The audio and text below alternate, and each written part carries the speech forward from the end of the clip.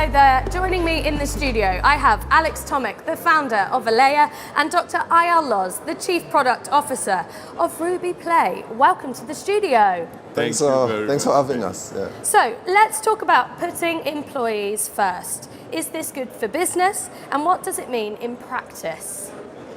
Whoever wishes to take it first. So, look, I have to say that Alex here just won an award about being a top employer, and that's just really amazing. It's really quite inspirational. And I think that for me, really, when I look at my personal journey, I used to be more of on the employee side, and then at some point I've moved more to the executive side and manager side, and I've always promised myself that as an employee, that when I'll have the power, I will do it different. I will do it in a way that would make it feel a lot more meaningful. And I think for us in the RubyPlay management, we really want RubyPlay to be a place where the employees can have a lot of self-growth, where really the whole company is a place for self-growth or for bettering yourself, and we really put a lot of effort around this as a company. And I think that what you get, and to quote Simon Sinek in the Infinite Game when he talks about exactly the same concept, is that if you focus on that, it feels a little bit a runabout way, because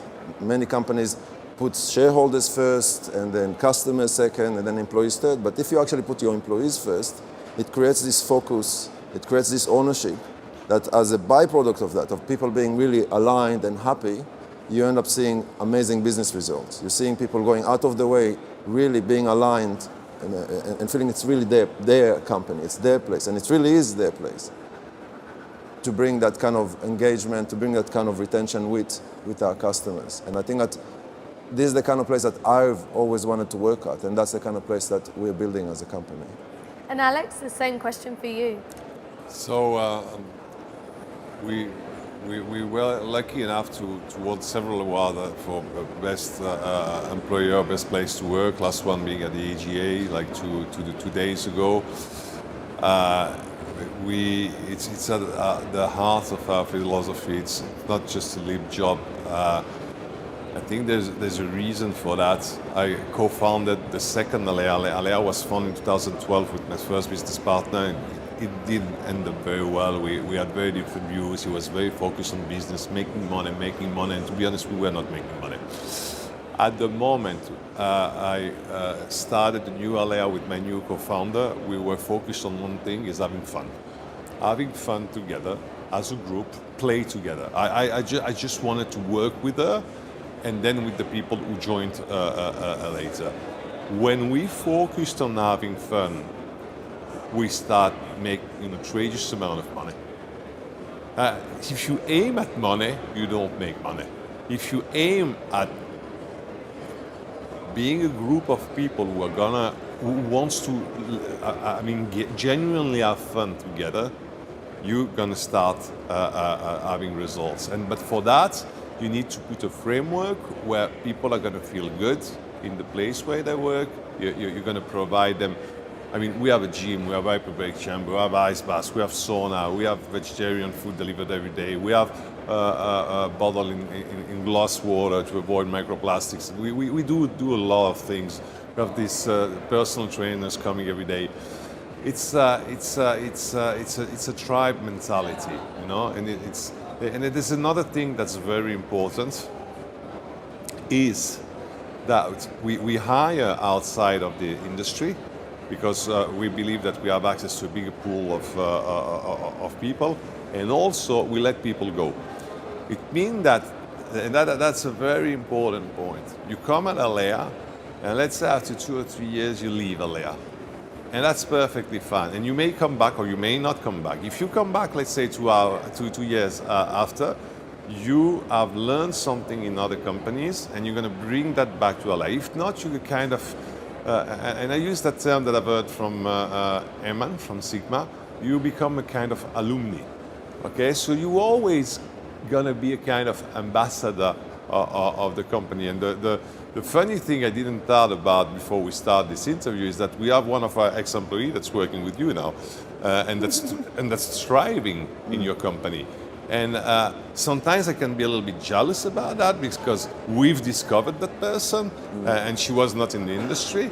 And on the other side, I'm so happy because I also could feel that she was reaching a glass roof in Alea, and she's striving more in RubyPlay than she was in Alea, you know? And that's where it's not just a leap job, it's really important. You think about the people first. And in that particular case, you see that some people are more happy in other companies than it were in yours, not because your company is than the other one, it's just the journey that they're going through, you know? And that's so important, especially because we're a very small industry. And at the end of the day, we buy and sell from each other. We make business together. And I'm sure that the reason why RubyPlay and Alea are such close partners is that there's something about that too, you know? It creates a bond, a human bond between us. Alex, you mentioned tribe there rather than family. I'm wondering what the difference is between tribe and family. So there's a very, very strong, important difference is that a family is like a Games of Thrones, you know, it's ruled by blood. Not in a bad sense, like the Red Wedding. Well, sometimes in a bad sense as well. Yes, sometimes in the bad sense, true. Sometimes in the bad sense. But let's say if we just take the normal thing, we could say that the stupid brother wins over the smart cousin because he's higher in the blood hierarchy. You don't want that. What you want is a group that is ruled by meritocracy, by hierarchy and meritocracy, and that's what a tribe is. So there is no politics, it's meritocracy. You're gonna go up in the pyramids, but because you're doing a good job, not because you're the brother and not the cousin. So that's the difference between the tribe and the family. And a lot of companies like to say that they are a family. We are not a family.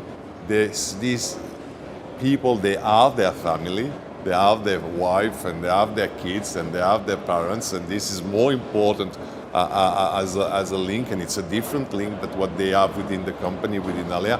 But we are a tribe. We spend most of the time together, and we do a lot of things together, and we share emotions together. So it is a tribe.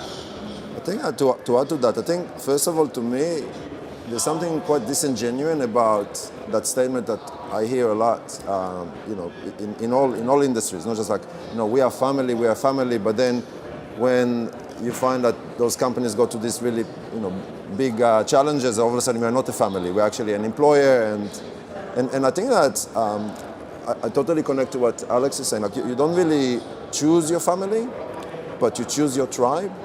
And to me, it's being a tribe. You know, we hunt together, we eat together. You know, there's this element, and there's also that movement that Alex described when we have, you know, top talent that come to us from other tribes and give to us all of those insights from those other tribes, and all of those kind of fluidity that you do have. And to me, it's like you don't assign yourself to one family and then to another family. There's something quite unrelated to reality.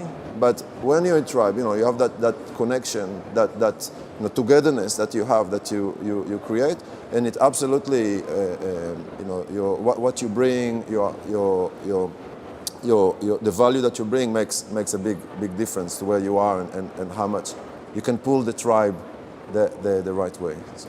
Thank you both for your philosophical insights. So Alea's office is based here in Barcelona, very convenient. And RubyPlay doesn't have an office. Maybe you can both talk a bit about the benefits and the pitfalls of working from home versus working in an office. You want to start? So, okay. Now, this is something that we never agree on, so let's see. So, all right. So, first of all, I have to start with the absolutely most honest statement that the science is quite clear on this. An office is better. There's something called the Allen curve. There were many studies were done in MITs. Even when new technologies started being introduced in the 90s, in the noughties, they repeated the same studies, and they found that even with technology being together, improve team results. It's quite clear if a team sits within 8 to 10 meters of each other, it's the best predictor for success of a team. So, I guess I just made your argument. So the thing is, though, I do believe, however, and I can see it for us as a company that's now it's quite large. You know, we are north of 200 people, so we're no longer a small company. Is that being a work from home forever company poses a huge challenge for management, but at the same time it gives huge benefits for the employees and all of those other elements that we have as a business. So to name a few, we have an access for a global talent pool. We have employees everywhere, from the Canary Islands to Australia, US, all over Europe. So that's really, that's really amazing. And I know of employees we have that started their journey in being in large cities and now moved back to small villages on small islands and having amazing lifestyle on pretty high paychecks, but on very rural places. And at the same time, the challenge side is that then how do you create that kind of closeness and alignment? So we had to really think hard about that. So how do we still create that kind of interaction? So we do a few things. We spend a lot of time thinking on the virtual space and the experience of each employee. Whenever someone starts, we make sure that everyone turns up to a meeting to welcome them. We have regular update meetings. We have all of those virtual environments which make sure that we are really present there in the life of our employees. And the other things that we create regular meetups. So we have obviously in conferences like that, we try to bring people to meet, and on top of this, we run offsite. So in February, we're going to run a large offsite in a ski resort in Poland. We're going to bring not everybody, but we're going to bring almost half the company there to discuss a whole pile of things that we've been through. So we find that it really is a management challenge, and if you have the right mindset and you work with your management at all levels, all the way from top management to leads, and you create that awareness, then it can work.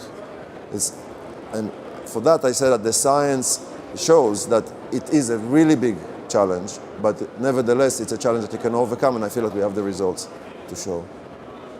I'm so jealous of your office, though. Like I've had such a great time visiting your office. Thank you. Such amazing offices. Thanks.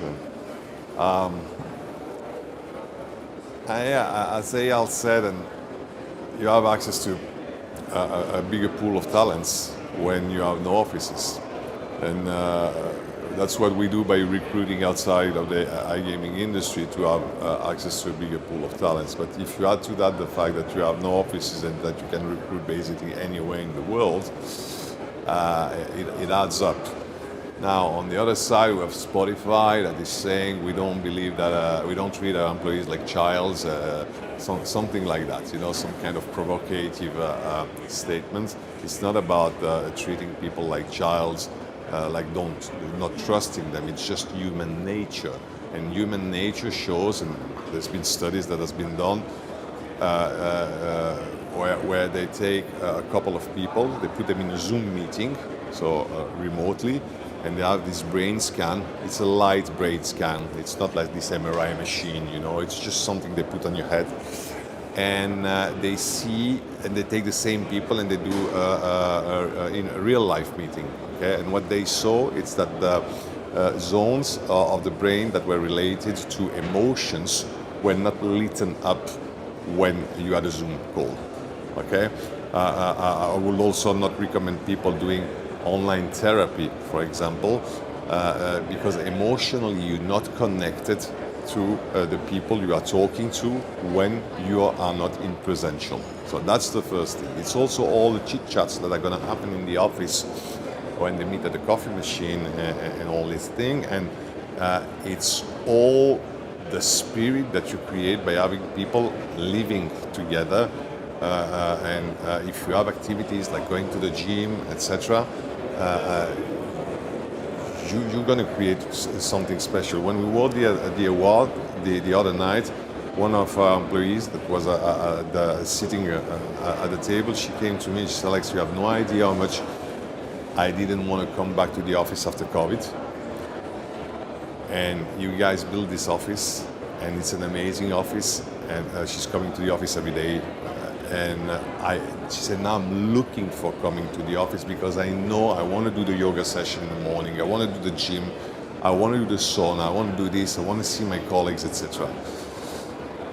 So you have the pros and the cons in both. Personally, I remember when I started as a solo entrepreneur. I mean, I was an entrepreneur. We had a small company. We were maybe less than 10 people. My co-founder was in another city. We were all working remotely. It was in 2000, early 2000.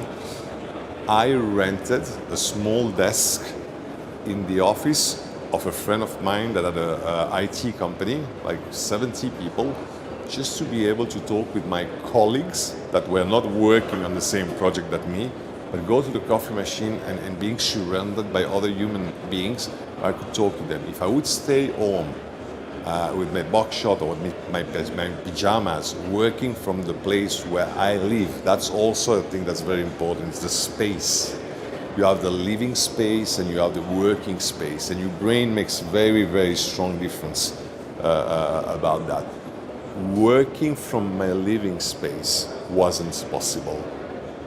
I wouldn't be efficient, and I'm the founder. It's not like I'm on a payroll. I don't give a shit about the company. It's just when I'm home, I'm not efficient, and I don't have kids. If you have your family, if you have your kids, if you have your TV, your PlayStation, your bed right there, your food, this, that, you can't. For me, there's no way you're gonna be as efficient as you are in an office. And again, it's not about people or employees being a child. It's just human nature. It's how we're wired. Wow, you're both so considerate of your employees. I'm sure lots of people will be writing to you after seeing this interview, dying to work for you. You talked a little bit about relations between staff members there. I'm wondering how much the vision of the company is influenced by the environment, whether that be in a remote working space or from the office. Does it impact the vision for the company? You want to take that one first, or? No, maybe you can start.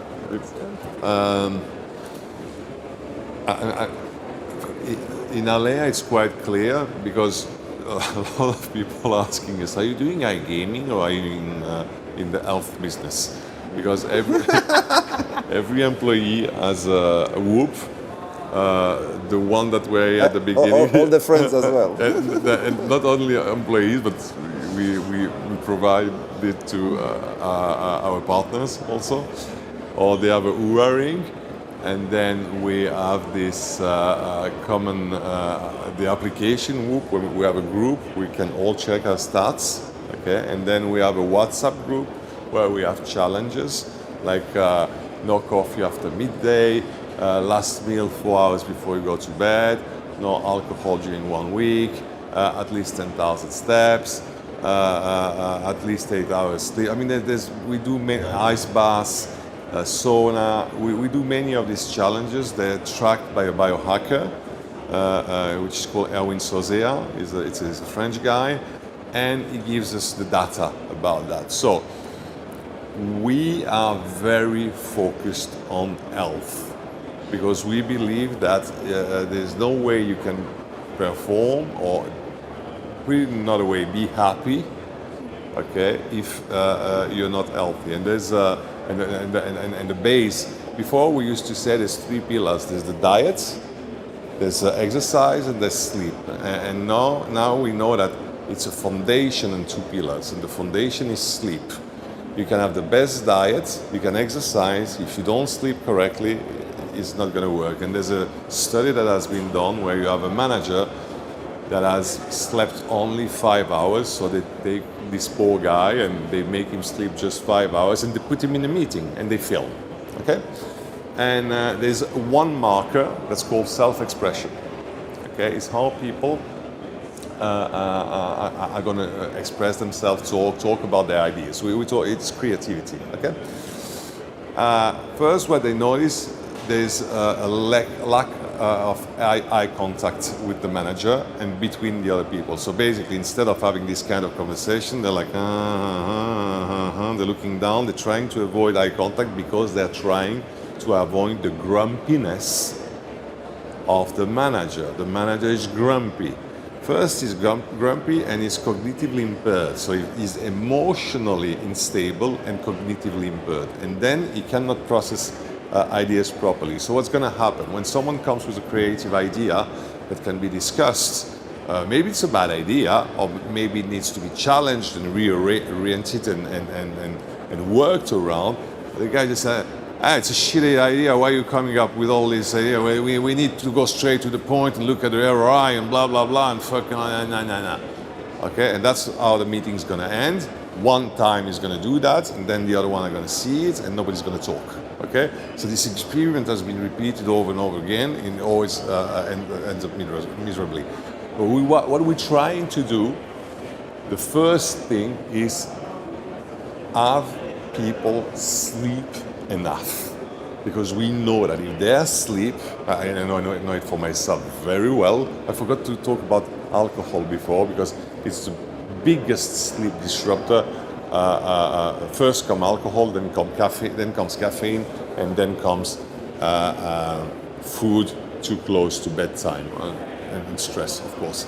So we try to provide them all the tools so they sleep better. If they sleep better, they're going to think better and they're going to feel emotionally better. And that is the most important thing. And we see, it's very interesting, when we look at our data, it takes weeks, it takes months, but slowly it's improving. All the data are improving slowly, for all the group, because they're getting self-aware. Eyal, would you like to add anything to that? I love the ASBAS, we did it the other day together. Yes, so that was pretty and amazing. you stayed 8 minutes for your first time. Well, I had Jordi, the CEO of Alea, he went first. 8 minutes, 8 seconds, 8 milliseconds. At 8 degrees. Yes, at 8 degrees. But honestly, Jordi went first, and him, seeing that he can do it, because I put my hand first into the water, I'm thinking that this is insane, or what did I get myself into? Then Jordi went first, and he did the 5 minutes, and I'm thinking I have to beat 5 minutes. But so talking about our vision as a company, so we ask ourselves that question as a company, what's our vision? And we believe that the world problems can be solved playing games. So we really think that. And then all of a sudden, thinking that you want to be successful as a business seems really easy. If you can solve the world problems with games, surely you can solve problems in the industry with games. So that's kind of where we are. But I think not to dwell too much on that, is that we feel that what we do together, and then what we do in part of our offsites as well, is that we play games. We play the games that we make. We think about the games. We think about how playing those games, those gaming experiences can impact and solve the business needs of our customers. I think we started new traditions in our offsite. We call it the scavenger hunt, and it's each team makes a scavenger hunt for another team, and we mix it up, and it goes really crazy. I'm kind of wondering what will happen in Poland in sub-zero ski resort degrees. What kind of scavenger hunts will come up? But it's that kind of vibe that you create with that vision, and then of course we translate it also to actual things that we do, right? Developing that velocity, developing an actual tools, developing actual products that go somewhere. But that kind of a fun that's what we do. We have fun. We're making things that people are supposed to be enjoying, interacting with. And I think that, for us, is really where we see it's all coming together. We want to have fun together as a tribe, when we meet with everything that we do. So, yeah. Alex, Eyal, I feel we could stay here talking about this all day. Thank you both so much for your insights, beneficial both for business and for life. Thank you for coming to see me at the studio. Thank you for having us.